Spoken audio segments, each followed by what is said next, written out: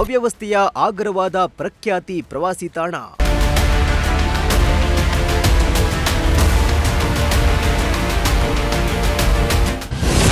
ಲಕ್ಷಾಂತರ ರೂಪಾಯಿ ಆದಾಯ ಬರ್ತಿದ್ರೂ ನಿರ್ವಹಣೆ ಶೂನ್ಯ.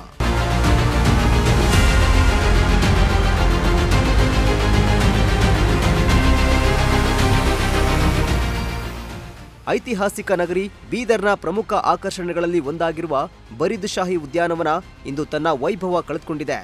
ಸಾರ್ವಜನಿಕರ ನೆಮ್ಮದಿಯ ತಾಣವಾಗಿದ್ದ ಈ ಉದ್ಯಾನ ಇದೀಗ ಅಧಿಕಾರಿಗಳ ನಿರ್ಲಕ್ಷ್ಯದಿಂದ ಅವ್ಯವಸ್ಥೆಯ ಆಗರವಾಗಿ ಮಾರ್ಪಟ್ಟಿದೆ. ತಿಂಗಳಿಗೆ ಲಕ್ಷಾಂತರ ರೂಪಾಯಿ ಟಿಕೆಟ್ ಆದಾಯ ಸಂಗ್ರಹವಾಗ್ತಾ ಇದ್ರೂ ನಿರ್ವಹಣೆ ಮಾತ್ರ ಮರೀಚಿಕೆಯಾಗಿದೆ.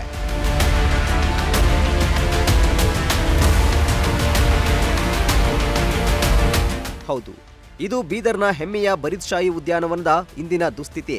ಕೃಷಿ ಸಂಸ್ಕೃತಿಯ ಪ್ರತೀಕವಾಗಿ ನಿರ್ಮಿಸಲಾಗಿದ್ದ ರೈತರ ಪುತ್ಥಳಿಗಳು ಇಂದು ಕೈಕಾಲು ಮುರಿದುಕೊಂಡು ಬಿದ್ದಿವೆ. ಒಂದು ಕಾಲದಲ್ಲಿ ಹಚ್ಚ ಹಸಿರಿನಿಂದ ಕಂಗೊಳಿಸುತ್ತಿದ್ದ ಉದ್ಯಾನದಲ್ಲಿ ಇಂದು ಕಸ, ಮುಳ್ಳಿನ ಪೊದೆ ಹಾಗೂ ಎತ್ತರದ ಹುಲ್ಲು ಬೆಳೆದು ನಿಂತಿದೆ. ಅಲ್ಲದೆ ಕಸದ ಬುಟ್ಟಿಗಳು ಒಡೆದು ಹೋಗಿದ್ದು ಎಲ್ಲೆಡೆ ದುರ್ನಾತ ಬೀರುತ್ತಿದೆ. ಸೊಳ್ಳೆಗಳ ಉತ್ಪತ್ತಿ ಹೆಚ್ಚಾಗಿ ಸಾರ್ವಜನಿಕರ ಆರೋಗ್ಯಕ್ಕೂ ಅಪಾಯ ಎದುರಾಗಿದೆ. ಬೀದರ್ ಬಸ್ ಸ್ಟ್ಯಾಂಡ್ ಪಕ್ಕದಲ್ಲೇ ಏನು ಬರಿದ್ಶಾಹಿ ಗಾರ್ಡನ್ ಅಂತಿದೆ. ಇಲ್ಲಿ ದಿವಸ ಸಾವಿರಾರು ಜನ ಬಂದು ಹೋಗ್ತಾರೆ. ಆದ್ರೆ ಅದಕ್ಕೇನದ ಅಂತಂದ್ರೆ ಒಬ್ಬರಿಗೆ ಟಿಕೆಟ್ ಕೂಡ ಹಚ್ಚಿದ್ದಾರೆ. ಆದರೂ ಕೂಡ ಇಲ್ಲಿ ಒಳಗೆ ಭಾಳಷ್ಟು ಹದಗೆಟ್ಟು ಹೋಗ್ಯದ. ಅದಕ್ಕೇನದ ಸಂಪೂರ್ಣವಾಗಿ ರಿಪೇರಿಂಗ್ ಮಾಡಬೇಕು. ಏನೋ ಹಳೆ ಜಿಲ್ಲಾಧಿಕಾರಿ ಇದ್ದರು ಸಮೀರ್ ಶುಕ್ಲಾ ಅಂತಂದು ಅವ್ರು ಇರುವಾಗ ಭಾಳಷ್ಟು ಅಭಿವೃದ್ಧಿ ಕೆಲಸಗಳನ್ನು ಮಾಡಿದ್ದಾರೆ. ಮತ್ತು ಈಗಿರ್ತಕ್ಕಂಥ ಜಿಲ್ಲಾಧಿಕಾರಿಗಳನ್ನು ಈಗ ಬಂದು ನೋಡಿ ಇದಕ್ಕೆ ಇನ್ನೊಂದು ಸ್ವಲ್ಪ ಅಭಿವೃದ್ಧಿ ಮಾಡಿದ್ರೆ ಒಳ್ಳೇದಿತ್ತು. ಯಾಕಂತಂದರೆ ಪಕ್ಕದಲ್ಲಿ ಬೀದರು, ರಾಯಚೂರು, ಇದ್ ಕಡೆ ಆಂಧ್ರ, ತೆಲಂಗಾಣ ಎಲ್ಲ ಹತ್ತು. ಹಾಗಾಗಿ ಇದೊಂದು ಟೂರಿಸಂ ಪ್ಲೇಸ್ ಅಂತ ಕೂಡ ಇದು ಗುರುತು ಆಗ್ಯದ. ಹಾಗಾಗಿ ಇಲ್ಲಿ ಭಾಳಷ್ಟು ಜನ ಬರ್ತಾವ. ಆದರೆ ಕೆಲವೊಂದು ಏನದ ಸೈಕಲ್ ಆಯಿತು ಅಂತಂದ್ರೆ ಕುಡ್ದು ಬಾಟಲ್ ಬಿಡಿಸೋದು ಮತ್ತೇನದ ಬೇರೆ ಬೇರೆ ಅನೈತಿಕ ಚಟುವಟಿಕೆಗಳು ನಡೆದವು ಅಂತಂದು ನಮ್ಮ ಗಮನಕ್ಕೂ ಕೂಡ ಬಂದದ. ಹಾಗಾಗಿ ಕೂಡಲೇ ಇದಕ್ಕೆ ಸಂಬಂಧಪಟ್ಟಂಥ ಅಧಿಕಾರಿಗಳ ಮೇಲೆ ಕ್ರಮ ತಗೋಬೇಕಂತಂದು ನಾನು ಈ ಮಾಧ್ಯಮದ ಮುಖಾಂತರ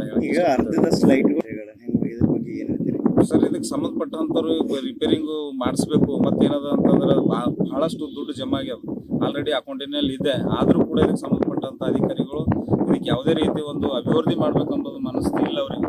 ಯಾಕಂತಂದ್ರೆ ಒಂದಷ್ಟು ದುಡ್ಡು ತಗೋಬೇಕು, ಸುಮ್ಮನೆ ಕೊಡಬೇಕು ಅಂತಂದು ಈ ರೀತಿ ಮಾಡ್ತಾ ಇದ್ದಾರೆ. ಹಾಗಾಗಿ ಈಗ 1-2 ದಿವಸದಲ್ಲಿ ಲೈಟಿಂಗ್ ಬೀಳಬೇಕು, ರಿಪೇರಿಂಗ್ ಆಗಬೇಕು, ಎಲ್ಲ ಆಗಬೇಕು. ಆಗಲಿಲ್ಲ ಅಂತಂದರೆ ಮತ್ತೆ ನಾವು ಇದು ಏನು ಗೇಟ್ ಮುಚ್ಚಿ ಪ್ರತಿಭಟನೆ ಕೂಡ ಮಾಡ್ತೀವಿ.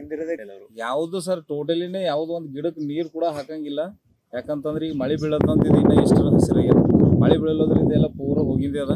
ಆದಷ್ಟು ಬೇಗನೆ ಸಂಬಂಧಪಟ್ಟಂಥ ಅಧಿಕಾರಿಗಳು ಬಂದು ನೋಡಿ ರಿಪೇರಿಂಗ್ ಮಾಡಬೇಕು. ದುಡ್ಡು ಅದ, ಅದು ಎಲ್ಲ ಅದ. ಜಿಲ್ಲಾಧಿಕಾರಿ ಕೂಡ ಗಮನಕ್ಕೆ ನಾವು ತರ್ತಾ ಇದ್ದೇವೆ. ಜಿಲ್ಲಾಧಿಕಾರಿ ಕೂಡ ಬಂದು ಇದರಲ್ಲಿ ಓಡಾಡಿ ನೋಡಿ ಏನು ಇದಾಗ್ಯದ ರಿಪೇರಿಂಗ್ ಮಾಡಿಸ್ಕೊಡ್ಬೇಕಂತಂದು ನಾನು ಈ ನೇರವಾಗಿ ಮಾಧ್ಯಮದ ಮುಖಾಂತರ ಹೇಳಕ್ಕೆ ಇಷ್ಟಪಡ್ತಿದ್ದೇನೆ. ಶಿವಕುಮಾರ್ ತುಂಗ.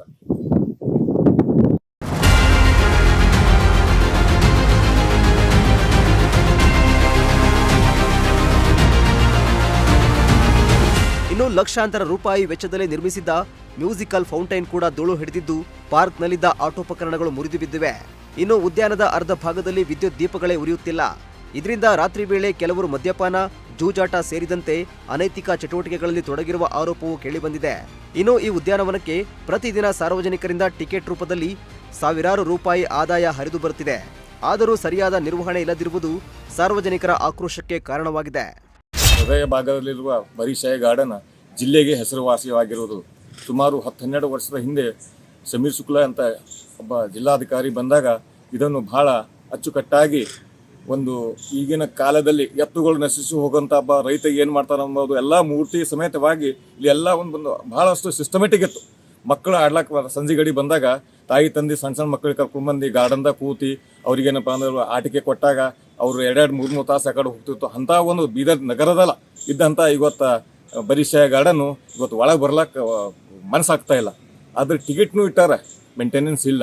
ಯಾಕೆ ಅಂತ ಗೊತ್ತಾಗಿಲ್ಲ. ಜಿಲ್ಲಾ ಆಡಳಿತ, ತೋಟಗಾರಿಕೆ ಇಲಾಖೆ ಏನು ಮಾಡತ್ತದ ಏನೆಲ್ಲ ಗೊತ್ತಿಲ್ಲ. ಇವ್ರನ್ನ ಲೈಟ್ ಇಲ್ಲ. ಇಲ್ಲಿ ಕೆಲವೊಂದು ಮಾಡಿದ ಮೂರ್ತಿಗಳು ಒಬ್ಬ ರೈತಂದು ಎತ್ತುಗಳದು ಮೂರ್ತಿಗಳು ಅವರು ಕೆಡಕ್ಯಾರ ಏನು ಮಾಡ್ಯಾರ ಗೊತ್ತಿಲ್ಲ, ಬಿದ್ದು ಹೋಗ್ಯಾವ. ಯಾರು ಕೇಳಕ್ಕೆ ತಯಾರಿಲ್ಲ. ಇವತ್ತು ರೈತನ ಬಗ್ಗೆದಾಗ ಇಷ್ಟು ಕೀಳಾಗ ಒಂದು ಕೃಷಿ ಇಲಾಖೆಗೆ ಸಂಬಂಧಪಟ್ಟಂಥ ತೋಟಗಾರಿಕೆ ಇಲಾಖೆ ಅದು ಕೃಷಿಗೆ ಸಂಬಂಧಪಟ್ಟಿರದ. ಆದ್ರೆ ಹಿಂದೆ ರೈತನ ಮೂರ್ತಿ ಎತ್ತುಗಳು ಬಿದ್ದಾವ, ಅಲ್ಲಿ ಮೇಂಟೆನೆನ್ಸ್ ಇಲ್ಲ ಅಂದಾಗ ಜಿಲ್ಲಾ ಆಡಳಿತ ಏನು ಮಾಡ್ತದ ಅಂತ ಜಿಲ್ಲಾ ಆಡಳಿತಕ್ಕೆ ಕೇಳ್ತೇನೆ ಇವತ್ತು. ಅದಕ್ಕೆ ತಮ್ಗೆ ಜಿಲ್ಲಾ ಆಡಳಿತಕ್ಕೆ ಒಂದು ವಾರ್ನಿಂಗ್ ಕೊಡ್ತೀನಿ ವಾಹಿನಿ ಮೂಲಕ. ಒಂದು 8 ದಿನದಾಗ ಇದ್ರ ಏನವ ಪೂರ್ತಿ ಕಾಮಗಾರಿಕೆಗಳೇನು ಎಷ್ಟು ಬಿದ್ದು ಧೂಳವ ಅವು ಕ್ಲೀನ್ ಮಾಡಿಕೊಟ್ಟಾರ. ಮತ್ತು ಜನ ಬರ್ತಾರೆ, ಬೆಳಗ್ಗೆ ಇಲ್ಲಿ ವಾಕಿಂಗ್ ಬರ್ತಾರೆ, ಎಲ್ಲ ಜನ ದೊಡ್ಡ ಜನ ಬರ್ತಾರೆ, ಸಾಯಂಕಾಲ ಮಕ್ಕಳಿಗೆ ತೊಗೊಂಡು ಬರ್ತಾರೆ. ಲೈಟ್ ಇಲ್ಲ, ಯಾವುದರ ಅನಾಹುತ ಆದ್ರೆ ಈಗ ಜಿಲ್ಲಾ ಆಡಳಿತಕ್ಕೆ ಕಾರಣ ಅಂತ ಸ್ಪಷ್ಟವಾಗಿ ವಾಹಿನಿ ಮೂಲಕ ಹೇಳ್ತೀನಿ. ಹೃದಯ ಭಾಗದಲ್ಲಿರುವ ಬರಿಶಾಯಿ ಗಾರ್ಡನ್ ಜಿಲ್ಲೆಗೆ ಹೆಸರುವಾಸಿಯಾಗಿರುವುದು. ಸುಮಾರು 10-12 ವರ್ಷದ ಹಿಂದೆ ಸಮೀರ್ ಶುಕ್ಲಾ ಅಂತ ಒಬ್ಬ ಜಿಲ್ಲಾಧಿಕಾರಿ ಬಂದಾಗ ಇದನ್ನು ಬಹಳ ಅಚ್ಚುಕಟ್ಟಾಗಿ ಒಂದು ಈಗಿನ ಕಾಲದಲ್ಲಿ ಎತ್ತುಗಳು ನಶಿಸಿ ಹೋಗುವಂಥ ಒಬ್ಬ ರೈತ ಏನು ಮಾಡ್ತಾರೆ ಅನ್ನೋದು ಎಲ್ಲ ಮೂರ್ತಿ ಸಮೇತವಾಗಿ ಇಲ್ಲಿ ಎಲ್ಲ ಒಂದು ಬಹಳಷ್ಟು ಸಿಸ್ಟಮೆಟಿಕ್ ಇತ್ತು. ಮಕ್ಕಳು ಆಡ್ಲಾಕ ಸಂಜೆ ಗಡಿ ಬಂದಾಗ ತಾಯಿ ತಂದೆ ಸಣ್ಣ ಮಕ್ಕಳಿಗೆ ಕರ್ಕೊಂಡ್ಬಂದು ಗಾರ್ಡನ್ದಾಗ ಕೂತಿ ಅವ್ರಿಗೇನಪ್ಪ ಅಂದ್ರೆ ಆಟಿಕೆ ಕೊಟ್ಟಾಗ ಅವರು 2-3 ತಾಸು ಆ ಕಡೆ ಹೋಗ್ತಿತ್ತು. ಅಂಥ ಒಂದು ಬೀದರ್ ನಗರದಲ್ಲ ಇದ್ದಂಥ ಇವತ್ತು ಬರಿಶಾಯಿ ಗಾರ್ಡನ್ನು ಇವತ್ತು ಒಳಗೆ ಬರ್ಲಕ್ಕೆ ಮನಸ್ಸಾಗ್ತಾ ಇಲ್ಲ.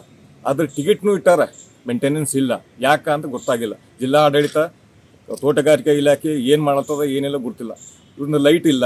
ಇಲ್ಲಿ ಕೆಲವೊಂದು ಮಾಡಿದ ಮೂರ್ತಿಗಳು ಒಬ್ಬ ರೈತಂದು ಎತ್ತುಗಳದು ಮೂರ್ತಿಗಳು ಅವರು ಕೆರ ಏನು ಮಾಡ್ಯಾರ ಗೊತ್ತಿಲ್ಲ, ಬಿದ್ದು ಹೋಗ್ಯಾವ. ಯಾರು ಕೇಳಕ್ಕೆ ತಯಾರಿಲ್ಲ. ಇವತ್ತು ರೈತನ ಬಗ್ಗೆದಾಗ ಇಷ್ಟು ಕೀಳಾಗ ಒಂದು ಕೃಷಿ ಇಲಾಖೆಗೆ ಸಂಬಂಧಪಟ್ಟಂಥ ತೋಟಗಾರಿಕೆ ಇಲಾಖೆ ಅದು ಕೃಷಿಗೆ ಸಂಬಂಧಪಟ್ಟಿರದ. ಆದ್ರೆ ಹಿಂದೆ ರೈತನ ಮೂರ್ತಿ ಎತ್ತುಗಳು ಬಿದ್ದಾವ, ಅಲ್ಲಿ ಮೇಂಟೆನೆನ್ಸ್ ಇಲ್ಲ ಅಂದಾಗ ಜಿಲ್ಲಾ ಆಡಳಿತ ಏನು ಮಾಡ್ತದ ಅಂತ ಜಿಲ್ಲಾ ಆಡಳಿತಕ್ಕೆ ಕೇಳ್ತೀನಿ ನಾ ಇವತ್ತು. ಅದಕ್ಕೆ ತಮಗೆ ಜಿಲ್ಲಾ ಆಡಳಿತಕ್ಕೆ ಒಂದು ವಾರ್ನಿಂಗ್ ಕೊಡ್ತೀನಿ ವಾಹಿನಿ ಮೂಲಕ. ಒಂದು 8 ದಿನದಾಗ ಇದ್ರ ಏನವ ಪೂರ್ತಿ ಕಾಮಗಾರಿಕೆಗಳೇನು ಎಷ್ಟು ಬಿದ್ದು ಧೂಳವ ಅವು ಕ್ಲೀನ್ ಮಾಡಿಕೊಟ್ಟಾರ. ಮತ್ತು ಜನ ಬರ್ತಾರೆ, ಬೆಳಗ್ಗೆ ಇಲ್ಲಿ ವಾಕಿಂಗ್ ಬರ್ತಾರೆ, ಎಲ್ಲ ಜನ ದೊಡ್ಡ ಜನ ಬರ್ತಾರೆ, ಸಾಯಂಕಾಲ ಮಕ್ಕಳಿಗೆ ತೊಗೊಂಡು ಬರ್ತಾರೆ.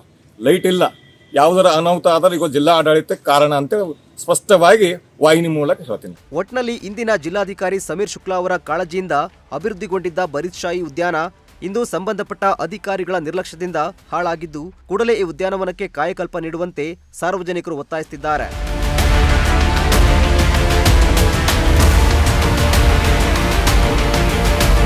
Bureau report, Prajashakti TV, Bidar.